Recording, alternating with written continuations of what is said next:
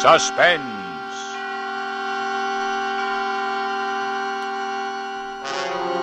Radio's outstanding theater of thrills brings you an hour, a full 60 minutes of suspense.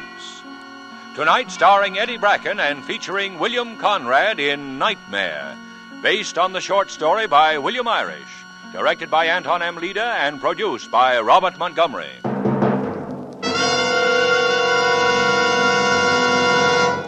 This is Robert Montgomery. Good night. You know, when you stop to think about it, one of the nicest things we say to one another is good night. A lot of thoughts are implied in those two words, and all of them are good. Actually, what we're saying is have a good night. May it bring you rest, may you sleep well, and if your sleep is invaded by dreams, may they be pleasant dreams. All good, well-intended thoughts bound up neatly into two brief words, good night. And sleep itself is a condition that most of us welcome. Quite apart from the biological need it serves, we're grateful for the momentary escape, for being removed from reality, for the quiet, peaceful hours on the fringe of consciousness. And so most of us, most of the time, anticipate the night and sleep. Families and good friends regularly surrender each other to the gentle care of the night and call it a good thing. But in the blackest recesses of night, there can be terror. And the very night that offers you sleep may also offer the torment of dark dreams, vivid, terrible, half-real dreams that grip you, plague you with horror through the night, and are reluctant to release you to the morning. Fear, panic, terror, of such stuff are nightmares made. Nightmares like the one we bring you tonight. And now with Nightmare, one of the best-known and most imaginative short stories of Cornell Woolrich, writing as William Irish, and with our star, Eddie Bracken, we again hope to keep you in suspense.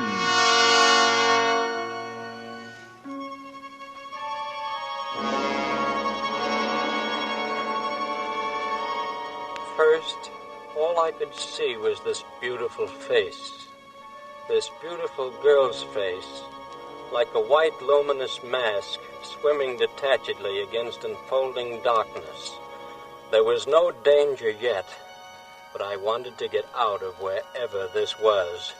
There was 8 doors in the room with no free wall space between. I tried one, another, a third. They were the wrong ones. I couldn't get out. The flickering white mask began to change its expression. Slowly it became evil, vindictive. It spoke. It snarled. There he is, right behind you. Get him! Then he, was just a black huddle, a dark, lumpy mass. It slowly uncoiled until it loomed before me upright. It came toward me, with cataleptic slowness. I wanted to turn and run in the minute, the half-minute, that's all there was left now. But I couldn't move. I couldn't lift a foot. I just wavered back and forth as if my shoes were nailed to the floor. He came on, his outline still indistinct like a lumpy clay image.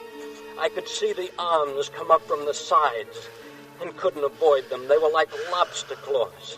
I could feel its breath on my face. I could feel the pressure of his hands on the side of my neck, rather than in front, as if trying to break it rather than strangle me. His thumbs were digging into the straining cord, right under my ears, pressing into the tender black flesh right beside the jawbone. I closed the merciless hands and pried one off at last, but it wrenched free of my restraint, trailing a nail scratch across my wrist, and clamped itself back where it had been. I beat at his arched body, then pulled at it and grabbed at it with the instinctive clutch of a drowning man. A button came off in my hand, and I hung on to it. I don't know why. I just hung on to it. Is he dead? No, No, not yet. Finish it. Hurry. Hand me that drill. I put out my hands, past them to protect myself, and something was put into one of them. She put it into my hand instead of his. I fixed my hand on it tight, lifted my arm, and drove it into him from the back. His dead body fell heavily and sprawled across me. It took almost a minute for me to push it away. Is it done? Did you kill him?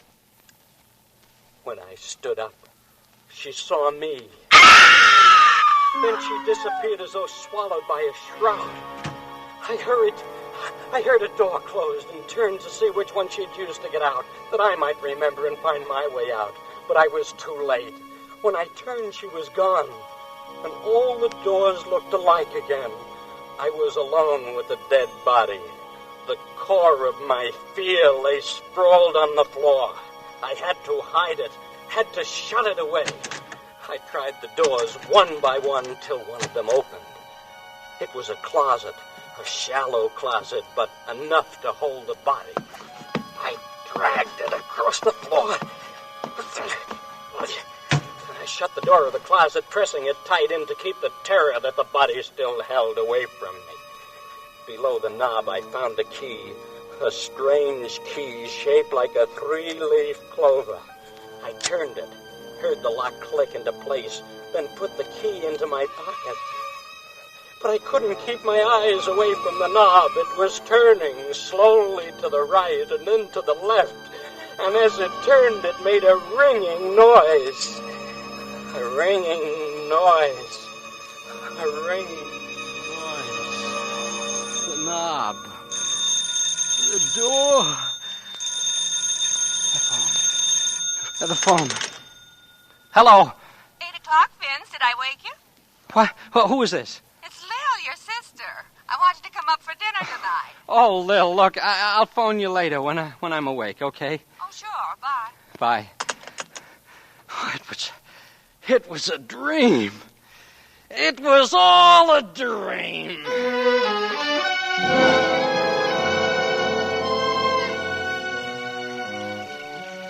Mirror doors, dead bodies, beautiful women. How Freudian can you get? Must have been that salami I had last night. Never eat salami before going to bed. 11th commandment. 14 minutes after 8. That means I still have time to... I stood staring stupidly at my wrist. There was a deep scratch on my wrist. For a minute I was startled, then I realized what must have happened. I scratched myself in my sleep, and the details entered into my dream. Yeah, that's what must have happened. I dropped my watch, and it was broken, but it didn't matter. It was a cheap one. I continued dressing. I chose a blue tie, threw up the collar, drew the tie lane through, and folded it again. Part of my mind was getting ready to get frightened, but I held on to it steady like I held the collar. In the mirror, I could see them. The bruises on my throat, brownish purple marks which hadn't been there when I went to bed the night before. It took me a moment to realize, to try to reason it out. I must have done this to myself, too, crossing my arms over my chest and attempting to strangle myself in my sleep. It didn't make much sense, but it was the best I could do. I decided not to think anything more about it and continued dressing. When I had my jacket on, I put my hand in my change pocket and took what was in it to check car fare and lunch money. A button mixed in with the change. A button that didn't belong to any suit or coat I owned. I closed my hand over it and it had the feel, the shape. There was no doubt about it in my mind.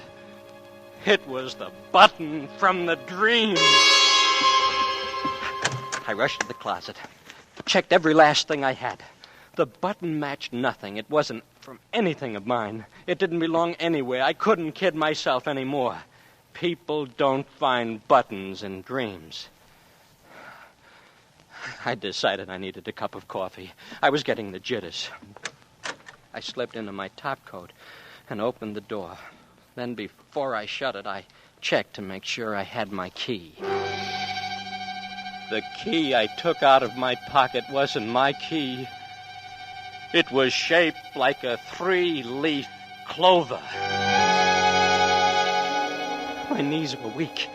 My stomach was quivering. But I couldn't go back into the room. I had to see people, hear cars in the streets.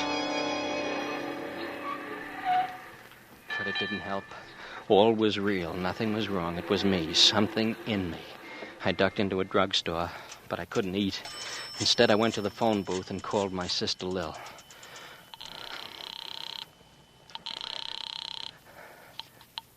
Hello? Hello, Lil? Vince. Well, you awake now? Yeah, is Cliff at home? No, he went down to headquarters an hour ago. You expecting him back? I am if he doesn't run off with a blonde. Why? Then he won't be back until tonight. Well, you're a detective, too. How'd you figure that? Sorry I bothered you, Lil. I just wanted to talk to Cliff. Well, what about dinner? You'll be able to see Cliff then. Dinner? Well, sure, I'm But no, thanks. I don't think so. Goodbye.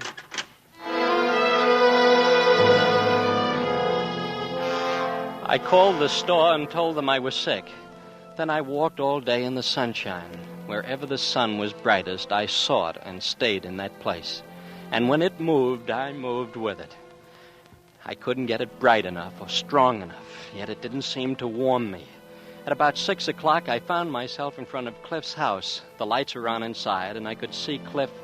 No, it was Lil moving around, setting the table, preparing dinner. That meant Cliff wasn't home yet. I waited outside. Well, what's the matter, kid? Are you afraid to ring the bell? Oh, Cliff, I didn't hear you coming. Well, are we going in or are we going to stay out here? I'm hungry. Cliff, I got to talk to you. Something crazy happened to me. Well, can I wait an hour? I've had a long, hard day at the office. Is that you, Cliff? Yeah, honey. Well, I thought I heard you talking. Is someone with you? Now, Vince. Oh, you said you weren't coming, Vince. Well, I... Oh, never mind. The chickens will do for 3. Come on in. Well, that's Lil, and there's nothing you can do about it. I hadn't eaten all day, and I hardly touched the food she served. I couldn't wait to get Cliff alone and tell him what happened. A detective should be able to help me. Well, I'll just finish up the dishes, and then I'll be back. Get your hat, Cliff. What? I've got to talk to you, alone. Oh, well, sure, kid. Lil, Vince and I are going to stretch our legs. Be back in a couple of minutes. Now, Cliff, only beer. Okay.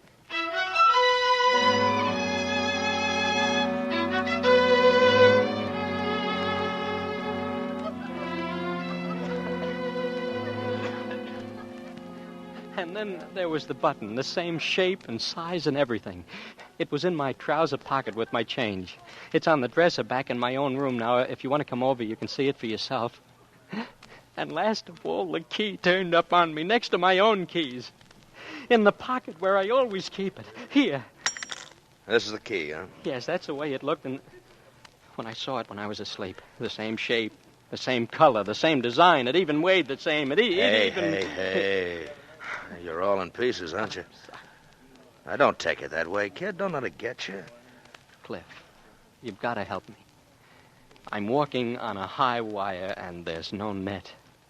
Where'd you get this key from, Vince? I mean, where did you first get it from before you dreamed about it? But you don't understand. That's what I've been trying to tell you. I didn't have it before I dreamed about it. I never saw it before then.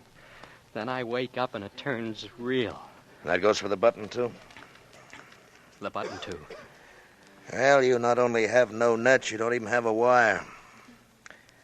What's really got you going? Are you afraid the dream really happened? Is that it? Don't you understand? There's a door somewhere in this city right at this very minute that this key belongs to. There's a man propped up dead behind it. I don't know where. I don't know where, nor who he is, nor how or why it happened. Only that I must have been there. I must have done it. Oh, why? Why would it come to my mind like that in my sleep? Why? You're in a bad way, kid. Say, how about a little drink, huh? Lil or no Lil. Waiter. Only coffee. Oh? Yes, sir. Waiter, 2 coffees. Huh? 2 coffees, yes, sir. When the coffee came, Cliff started questioning me. And the man, the fella, whoever he was. No, I couldn't seem to see his face through the whole thing. I only saw it at the very end, after it was already too late. And then when the door started to open again, after I locked him in, and it seemed as though I was going to find out something horrible. About him, I guess. But I woke up before there was time. Uh-huh. And, last of all, the place. You say nothing but doors all around you. Uh-huh. Have you been in a place like that lately? Ever seen one in a magazine illustration, in a story you've read in a movie? No. Well, let's get away from the dream for a minute. Let's leave it alone. It's starting to get me, too. Now, what did you do last night before this whole thing came up? Nothing. Just what I do every night. I left the store at the usual time, had my meal at the usual place. Oh, you sure it wasn't something you ate? No food is responsible for that key. You can't create a thing like that from a dream. And I didn't have it when I went to bed last night.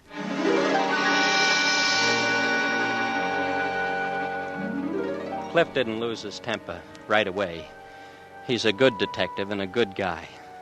Listen, Vince, there's no halfway business about these things. It's either one thing or the other. Either you dream a thing or you don't dream it. It really happens. Now, you're 26 years old. You're not a kid. Now, don't worry. You'd know it and you'd remember it plenty plain afterwards if you ever came to grips with a guy and he had you by the throat like in this dream and you rammed something in his back. And I don't take any stock in this stuff about people walking in their sleep and doing things without knowing it. They can walk a little ways from the bed, maybe, but the minute anybody touches them or does anything to stop them, they wake right up. They can't be manhandled and go right on sleeping through it. I never walked in my sleep. You can ask Lil All if right, you think... Now, do you have any recollection at all, no matter how faint, of being out of your room last night, of grappling with a guy or ramming something into him? No. All I have is a perfectly clear recollection of going to bed, dreaming that I did all these things, and then waking up again. Okay, then that's all there is to it. And it didn't happen. You either dream them or you do them. There's no two ways about it. Don't say anything to Lil about it, will you, Cliff? Yeah, Please? I should say not. Don't want her to take you for bugs. Yeah, you'll get over it, Vince. First, I'll get to the bottom of it, and then I'll get over it. Cliff, are you going to help me? What do you want me to do? Well, you're a detective. You got the key, and the button's over in my room.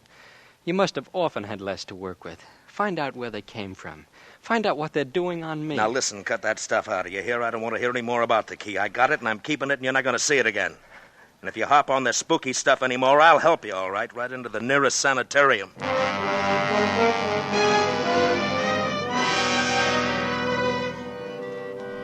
I was on my own, just like before I had been there. Me and my shadows. Next day, I phoned the store and told them I still wasn't feeling well. Then, well, I stopped in at a newspaper advertising bureau and composed an ad. Classified? Yes, real estate. This the entire copy? Uh-huh. Check it with me, see if it's correct, please. Wanted, I am interested in inspecting with a view toward leasing or buying a house with an octagonal mirror-paneled room or alcove, period. Location, size, and all other details of secondary importance, provided it has this one essential feature desired for reasons of a sentimental nature, period. Communicate Box L World Express giving exact details, period. Is that everything you want to say, sir? Yes, I believe so. How long you want it to run? A week. Should hear something in that time, shouldn't I? Should. Lady once advertised for an alligator that answered to the name of Lulu, and she got it in 4 days.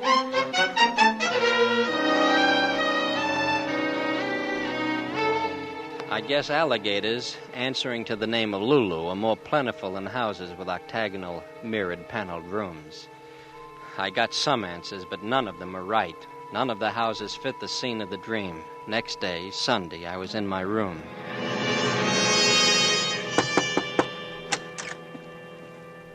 Hiya, kid. Hello, Cliff.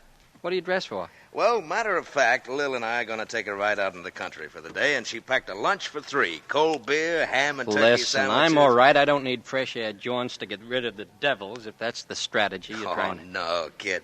You see, I got this new second-hand Chevy in exchange for my old second-hand Chevy, and I thought that maybe you'd like it. In the end, I decided to go with them on their picnic. Cliff was right. There was no point sitting around brooding and waiting for something to happen. I might as well forget it for a few hours, if I could. After our picnic lunch, I was almost beginning to relax. Have another sandwich, Cliff? Oh, why? I'll think of a reason later. You have just talked me into it, my dear. Just toss it over, huh? How about you, Vince? If I had another sandwich, Lil, I'd never be able to move another muscle. Where are we, anyhow? I don't know. Ask the pilot. He got us here. So help me, I was flying blind. Well, here's a weather report just came in, friends. Rain, and soon. Well, how soon do you think, Vince? Right now. Come on, get the stuff into the car. Oh, I'm getting soaked. Vince, you take the blanket, I got the baskets, huh? Hurry up or we'll float back to town.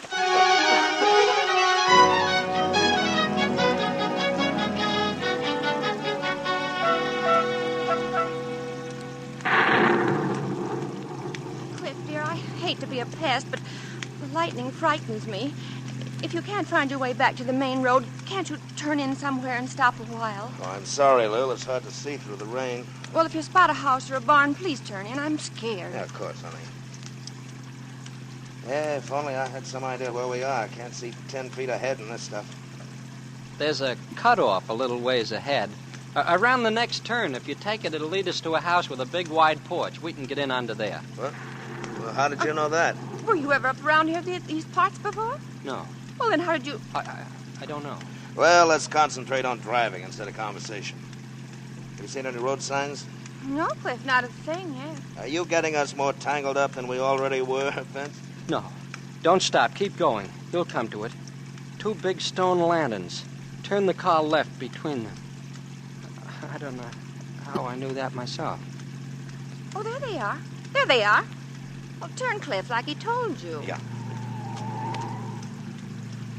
Oh, look through the trees. There's a house back there. Oh, Vince was right.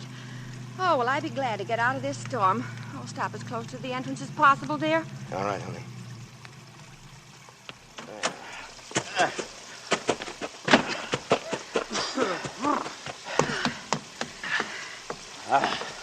Well, it's dry here, but I wish we could get in and away from that lightning.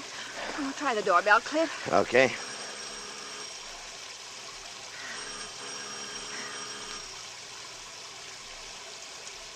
Well, no one seems to answer.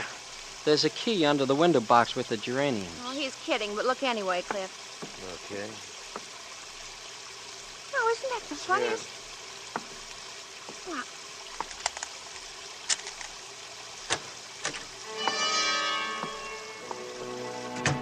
I'd better put on this light so we can see where we're going. Not that switch. That's the one to the porch. The one that controls the hole is on the other side. He's right. Well, what is this, a rib? How do you know so much about this place anyway, Vin? Oh, just a lucky guess on his punt. Good afternoon. Cliff! Anybody home? Don't do that! He's cold, Cliff. He's shaking. Yeah. I was shaking, Do you see him? and I was closed. He's acting so But- nervous. I was dripping with perspiration. I didn't know what made me say those things about the road and the key and the light switches, but they came out as though I had been here before. I was scared. Wait for the summer, I guess, but it's funny they'd leave it unlocked like that. With the electricity still unconnected. Oh, your being a detective comes in handy, Cliff. We shouldn't get in trouble walking in like this. Well, as long as we're here, I don't think anybody would mind if we made some coffee. I'd love some. How about you, Cliff? Sure. Go ahead. I couldn't look at Cliff, though I felt his eyes burning a hole in the back of my neck. Lil went into the kitchen, and I began to wander around nervously. I found a bedroom, and then a 2-entrance bath. I went out by the second entrance, and I was in another bedroom. Through the doorway, across the room, I could see myself. My face was whiter than my shirt, and my body was quivering. I shifted, came closer, dying a little, wavering as I advanced. 2 of me. 3, 4, 5, 6, 7. I was across the threshold now, and the door, brought around from its position flat against the outside wall, pulled in after me, flashed the 8th image of myself on its mirror-back surface, of myself and Cliff. No! What's the matter, Vince? Cliff, this is the place. This is the place. Yeah.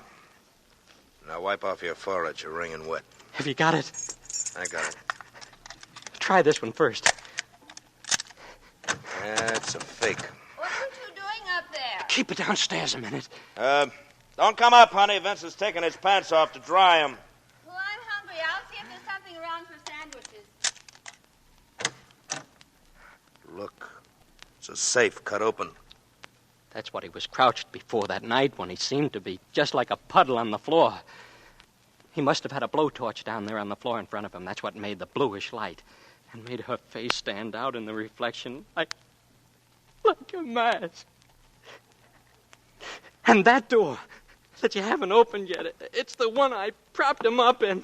No, don't, not right away. Just give me a minute longer. Just give me a chance to get... Empty. But there's blood on the back wall and the floor. Dry cake blood. Cliff. Vince? All right, kid. Let's hear about another dream.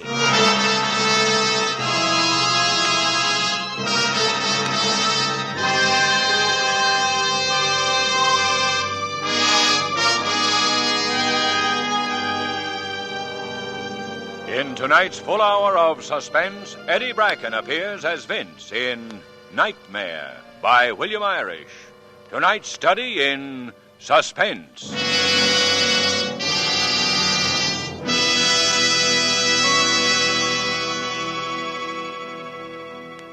In just a moment, we will return with Act Two of Suspense. This is CBS, the Columbia Broadcasting System.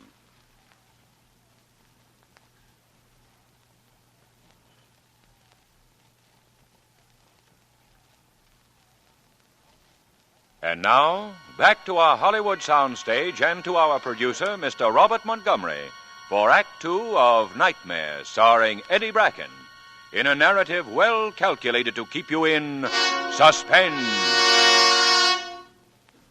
It had all belonged to Vince until now. A wild dream heightened by young imagination. It was his alone. Awful as it was, it all belonged to him. But he had shared his nightmare with Cliff, and Cliff is a detective. He'd never once believed Vince. He told him he was cockeyed, that it couldn't be true. But there they are, the two of them, in a deserted house with which Vince seems quite familiar, although he swears he's never been there. And they face each other in a room paneled with 8 mirrors, just like the room in Vince's nightmare.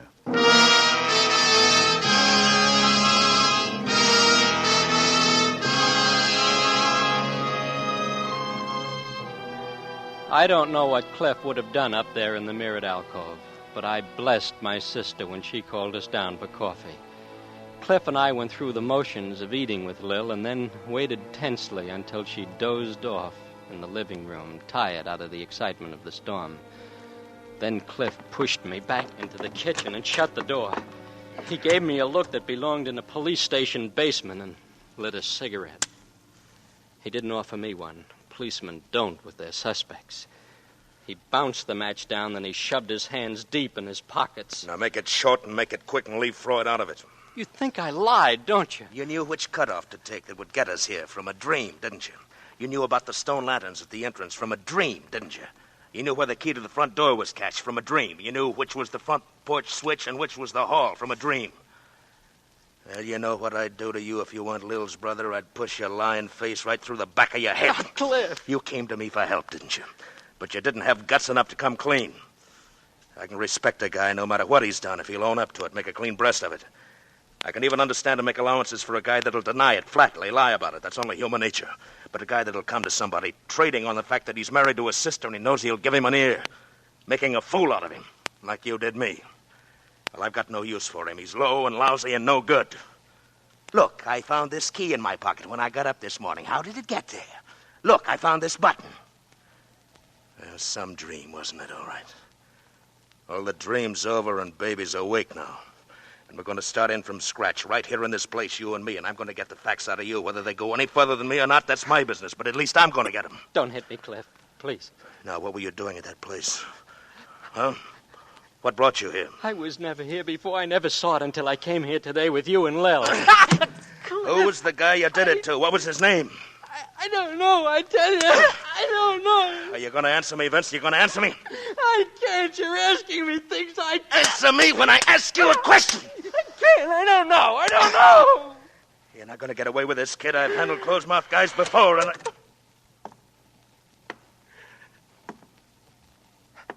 I don't use this gun much, but I know what to do with it. Who are you? What you two doing in here? We came in out of the rain. Does that suit you? Might? Might not. Identify yourselves. And hurry up about it. Look inside the wallet. Where you going? For a drink of water. Left tap. Right one's hot water. Thanks. Cliff Dodge, Homicide Squad. Glad to know you, Dodge. How about a little identifying yourself? Well, I'm a deputy attached to the sheriff's office. Detailed to keep eye on this place. See my badge? I was to home having a little supper and... Hey, how'd you get in? Thought I had it all locked up safe and sound. The key was bedded in a flower box on the porch. 'Twas, huh? Must be a spare then. Funny. We never knew there was a second one ourselves. Why should this house be your particular concern? Was a murder uncovered in it last week. There was? Well, I'd like to hear about it. All about it. We all sat down.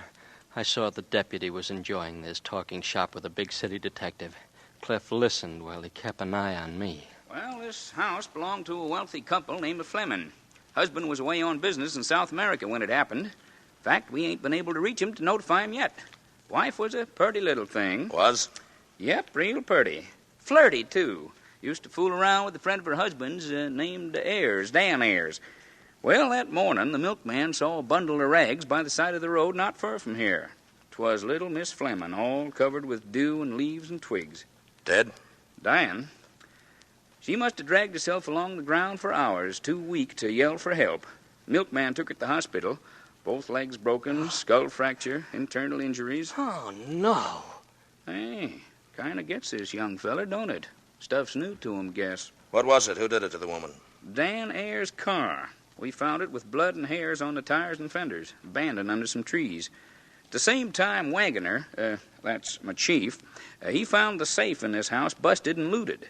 It's in a 8-sided mirrored room they got on the floor above. I'll take you up and show you afterwards. Oh.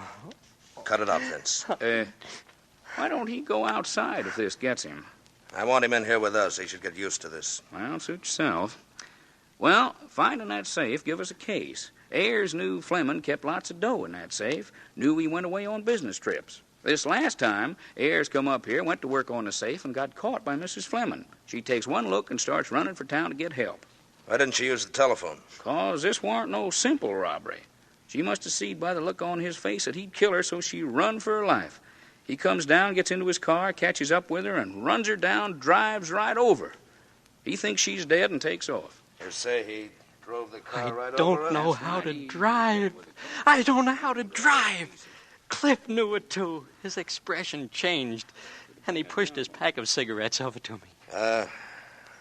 Have a smoke, kid. It'll do you good. Thanks. Well, we sent out a general alarm for Ayers, but at 5 that afternoon, Mrs. Fleming regained consciousness for a short time.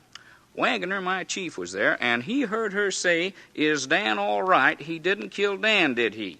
Well, that was enough to send us hot-footing right back to the house, and we found Ayers' dead body. No. He'd been stabbed in the back with some kind of a drill, dead since the night before. Mrs. Fleming died about 8 that evening. There went our case. Did you get anything on the real killer? Well, practically everything but the guy himself. She was right in the alcove when it happened, saw the killer by the torchlight, and lasted long enough to give us a complete description. All the dope is over at my chief's office. Well, let's go over there. Give it the once-over. Come on, Vince, you too. I'll leave a note for Lil. Look, Cliff, Come on, Vince. I know this is out of your line, but you better come anyhow.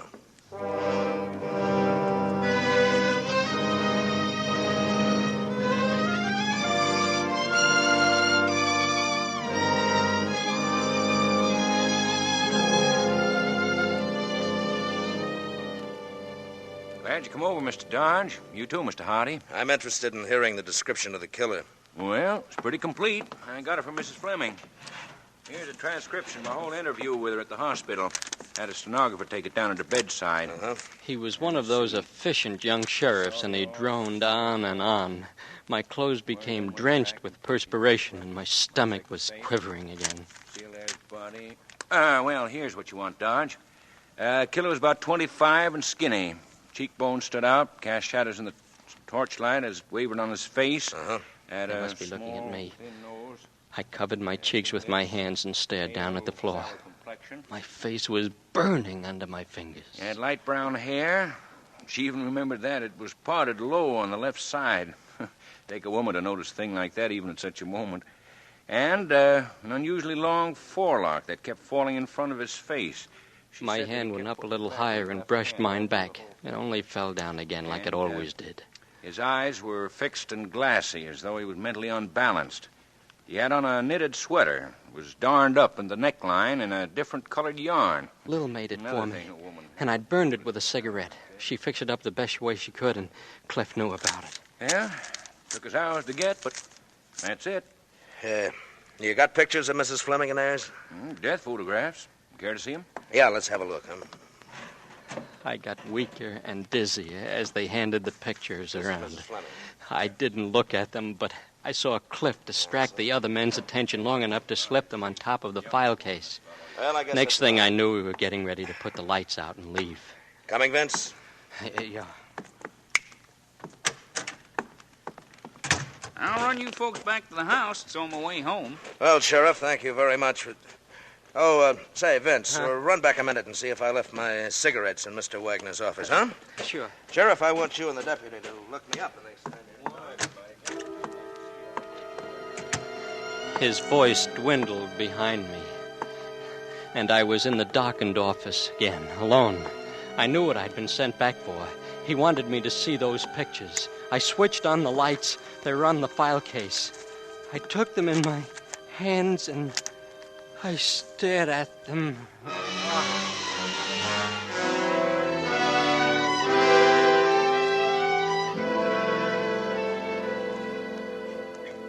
Well, out like a light. Now, what did it, you suppose? The pictures? He's not well. He's under treatment by a doctor right now. He gets these dizzy spells now and then. That's all it is. Here you are, kid. Drink this water. Yes. Now, shut up and don't say anything. You'll be all right. I'm sorry for all the trouble we've caused. Perfectly all right. Come back anytime.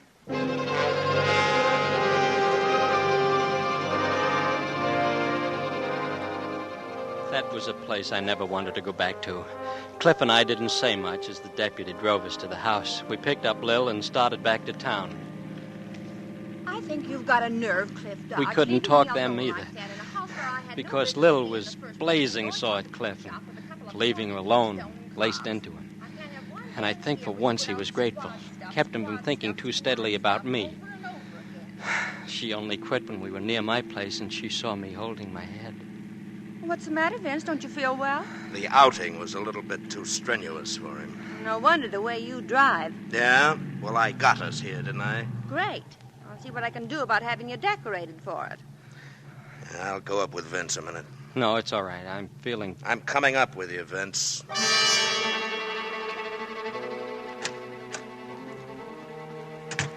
He closed the door to my room behind us and then turned to me. He spoke low and very undramatically.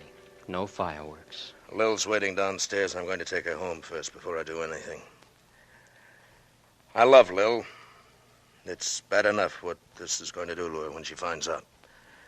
I'm going to see she gets at least one good night's sleep before she does. Cliff. Run out. That's the best thing you can do. Meet your finish on the hoof somewhere else where your sister and I don't have to see it happen. And if you're still here when I come back, I'm going to arrest you for the murder of Dan Ayers and Dorothy Fleming. I don't have to ask you if you killed those two people. You fainted dead on the floor when you saw their pictures. Now take my advice and don't be here when I get back. I'll turn in my information at my own precinct house and they can pass it on to Wagner. Then I'll hand over my own badge in the morning. Cliff. I'm frightened. Killers always are. Afterwards. Don't forget you got a half hour.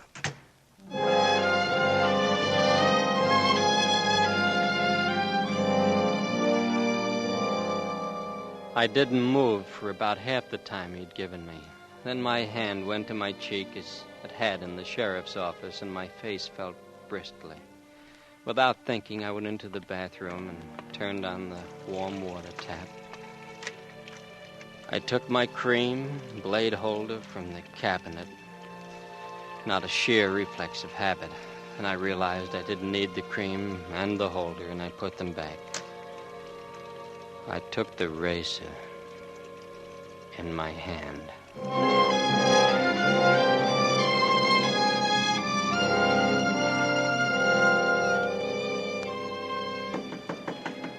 I was seeing black spots in front of my eyes when he tried to get in the door. I tried to keep very quiet so he'd think I'd lammed and go away. Vince! Vince! Why didn't he go away? I could barely stand up. Open the door, Vince, or I'll shoot the lock away. I held my breath for a second, and then I had no strength left.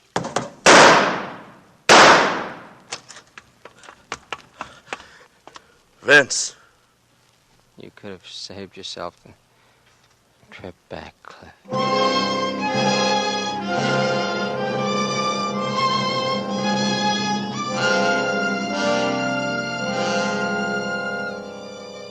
They didn't keep me at the hospital, just took stitches in my wrist and told me to go home and take it easy for a while. I hadn't been able to do even that right. It was 4 a.m. when we got back to my room. Cliff stood over me while I undressed and got into bed. Now remember, just take it easy. What about the arrest? Postponed? Canceled. I gave you your chance to run out, and you didn't take it. As a matter of fact, I sent Lil home alone. I've been downstairs watching the street door the whole time. Yeah, when a guy's willing to let the life run out of his veins, there must be something to his story. You don't die to back up lies. I think you've been telling the truth, to the best of your knowledge. I'm tired. Licked. I don't even want to talk about it anymore. Well, I think I better stick with you tonight, anyway. It's all right. I won't try it again.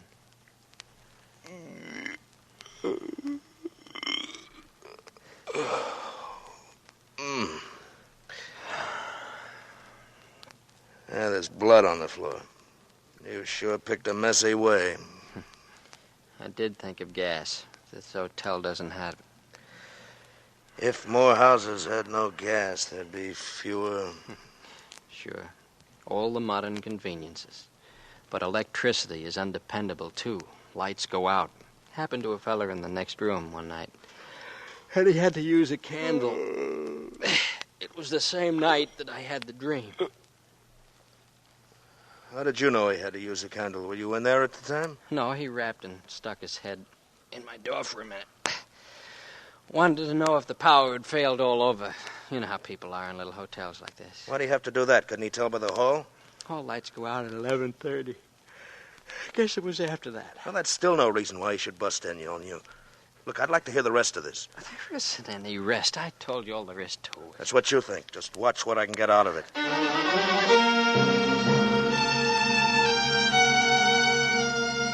He wouldn't let me go to sleep.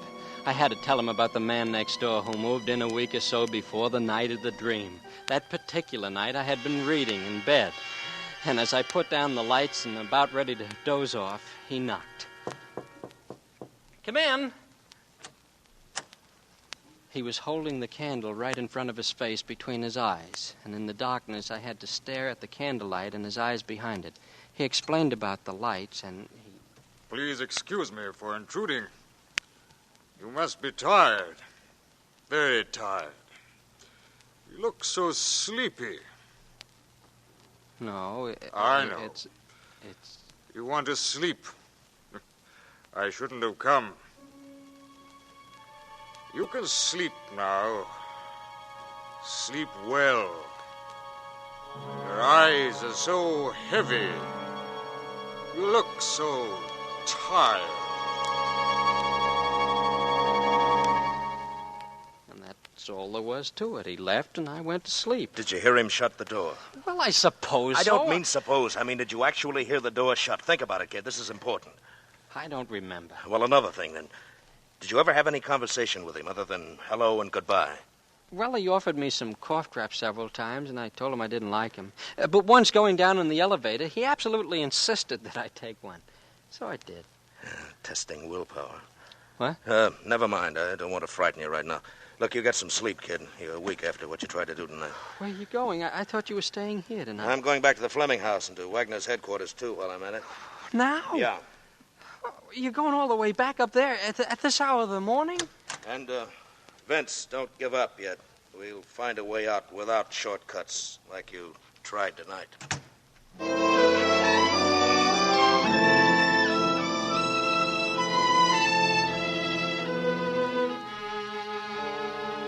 I didn't wake until noon, but I didn't dare leave the room for a cup of coffee. I didn't want to miss Cliff when he got back. About 2, there was a knock on the door, and I almost fell over in my rush to open it. Cliff, Oh, excuse me. Sure, mister. Say, are you Vincent Hardy? Yes. Well, I think I got what you want. What I want? Yeah, my Uncle Henry built it. He was crazy. It's got a room with 8 sides. Oh, I'm terribly sorry, but I'm not in the market for that house any longer. You ain't? No. Oh, you're like Uncle Henry, too, huh? He would have liked you. Well, goodbye.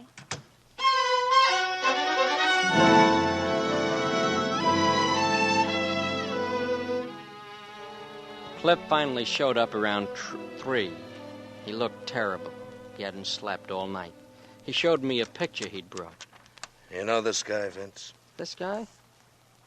Well, the glasses are missing, and the mustache, and the hair isn't rumpled. But Cliff, Yeah? This is the guy from next door. Where'd you get this picture? From Wagner. It's Mrs. Fleming's husband. They're both the same fellow? Right. But there's no out in it for you. I got that straight, kid. I checked the fingerprints Wagner got. They're yours. You and nobody but you went into the Fleming house, killed Ayers, and hid his body in the closet. No. But you didn't kill Dorothy Fleming because you can't drive. Now, somebody else did that in Ayers' car. Somebody who brought you up there and was waiting for you at a safe distance. But why didn't I know I was doing? Well, that'll come later. What we have to do now is prove that the circumstance of the drink could have happened. Get it down on record officially. It isn't perfect, but it's the best we can do. Well, what do you... I think it's better if you don't know too much. A telegram addressed to Mrs. Fleming was received from her husband while I was up there. He's arriving back from South America today. Where are we going? Where is the place you'd least rather go of all places right now? That room. That house. I'm sorry, kid, but that's the place you're going to have to go back to and stay in alone tonight if you ever want to get out from under the shadows again. Now, what do you say? Shall we make the try? Okay. I'm ready.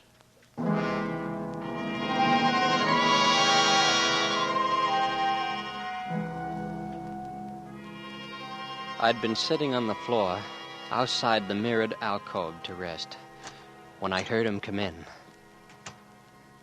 He didn't come right up. I suppose he stopped to put his things away. Then I heard him tap the keys of the piano downstairs.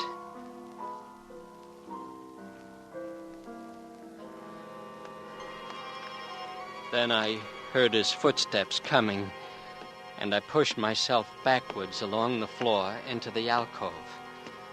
My heart was pounding so hard I had to keep my mouth open. He was in the bedroom, opening suitcases, looking for things. I pushed myself into the closet where the body had been, and in a moment, he walked into the alcove and put on the lights. I could see him through the keyhole as he walked past the door. Then he stood still, turning to go. This was the time. Now. I held the gun tight and pushed the door open soundlessly. He heard me as I stepped into the room and whirled around. I wanted to yell at the top of my lungs at him, but I kept my lips together. Cliff had drilled me carefully on how I should act, what I should say. He'd particularly warned me to make Fleming talk first. How did you get here? You showed me the way, didn't you? You remembered coming here? Didn't think I would, did you? You couldn't have. Then how did I come back again? You explain it. How long have you been in here, like this? Since after dark. I got in before you came home. What'd you bring with you? Nobody. Just this, a .44 automatic. That's all the company I wanted with you. Exactly how much do you remember? Much more than you think. You remember the drive up? You couldn't have. I told you to remember it only as a dream. And you had the look. What look? I was holding a thumbtack pressed into the palm of each hand the whole way. Then why did you do everything that you were directed to do so passively? I thought there might be something in it for me later if anyone went to all that trouble. You purposely faked? I can't believe it. You didn't even draw back, show a sign when I let you out of the car. Put the knife in your hand, sent you on towards the house, told you how to get in, what to do. You mean you went ahead unconsciously? Sure, I figured you'd pay me off afterwards. Oh. Well, what went wrong inside? Well, I accidentally dropped the knife you gave me. Ayers jumped me in the alcove.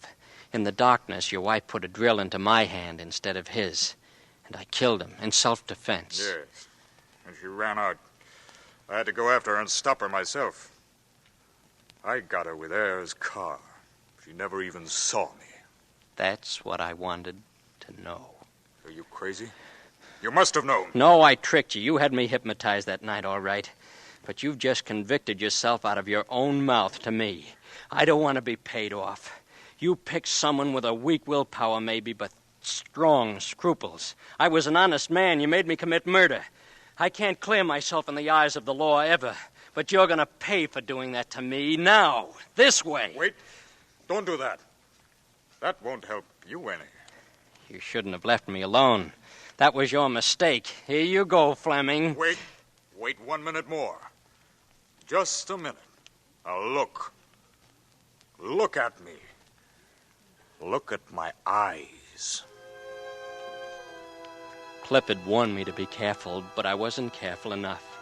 I couldn't seem to help myself. I just glanced at him. Our eyes met, and suddenly mine couldn't get away anymore, as though they were hit by glue. A sort of torpor turned me into wax. But I made an effort to do one more thing. It came out as a single sentence. Fleming, I'm going to shoot you. No. You're tired. You don't want to shoot anybody. You're tired. The gun's too heavy for you.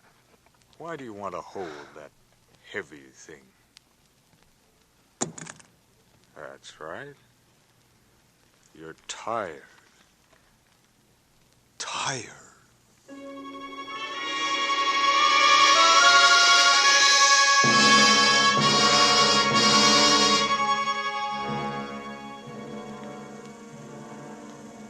Why, this'll stand up in any court. There's enough evidence on this wire recorder to send Fleming to the electric chair. Listen. Huh? What's all that mumbling? I can't quite make out what this... Hey, we'd better get up there. Come on. Hey, Fleming must be trying to do... Holy smokes, he's getting away. Come on!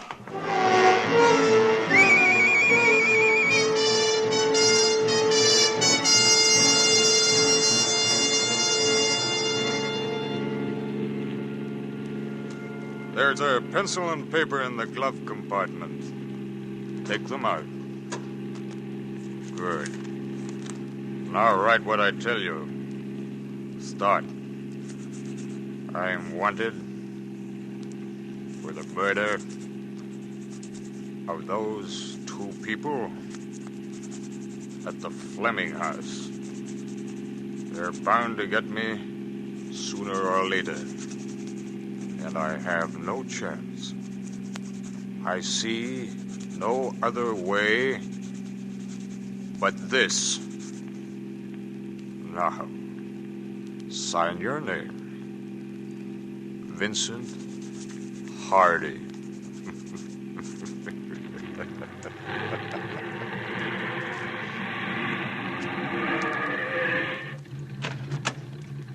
Now, get out of the car quickly and take the chain attached to that anchor. Over there. On your right, over there. Go ahead. That's right. Now, tie it around your stomach and legs and pick up the anchor. Yes, that's it. Carry it in your hands. Yes, very good. Oh, someone coming. Now then, walk. Walk to the end of the dock. Hurry, you fool, and throw the anchor into the lake. Go ahead. Hurry. Goodbye, Vincent.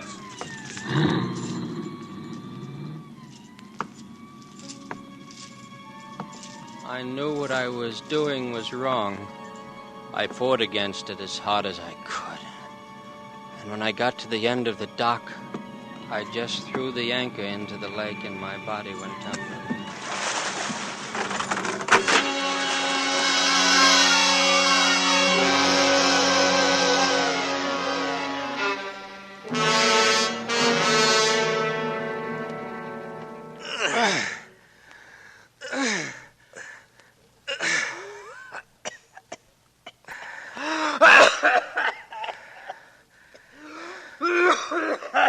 Well, there he is. He's all right now. Did you get Fleming? Yeah, Fleming's dead, Mr. Dodge. The car hit a tree and folded up like an accordion. Vince would be gone, too, if I'd dozed another minute in that cellar. Yeah, don't feel bad. You did all right by the boy. You went in after him like a veteran lifeguard. Say, if you can take care of him, Mr. Dodge, I want to get these recordings into my safe at the office and send some boys out to pick up Fleming in that car. Yeah, sure. Go ahead, Sheriff. Vince will be all right. Was he telling the truth, Cliff? Yeah. This Fleming used to be a vaudeville hypnotist. Tried using his old act to get rid of Ayers and his own wife. That you'll be cleared because we have proof that you were not responsible for your acts while under the hypnosis. Thanks, Cliff. But you'll have to appear in court and stand charges. I will. You scared, kid? Sort of. Yeah, you'll be all right. I'll be standing there next to you the whole time. Well, come on now, let's go.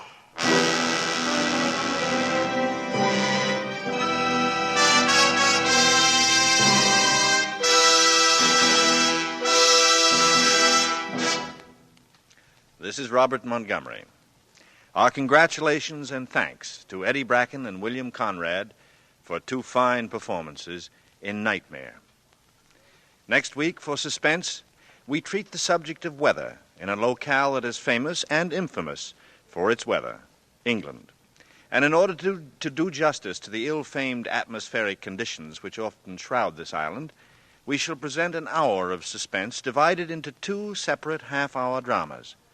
2 select studies with 2 elements in common, dramatic weather and dramatic suspense. Taken one at a time, these plays are singular triumphs. Put them together, and, well, I can promise you a deadly combination next week, when with Wet Saturday by John Collier and August Heat by W.F. Harvey, we again hope to keep you in suspense. Good night.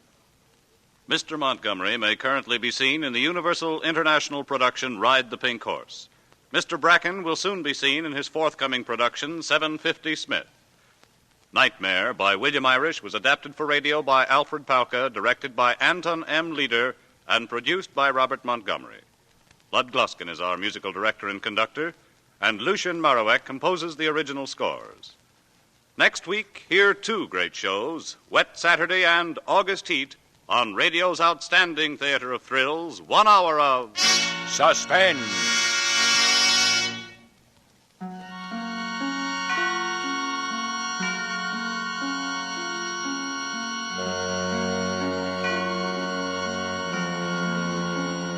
This is CBS, the Columbia Broadcasting System.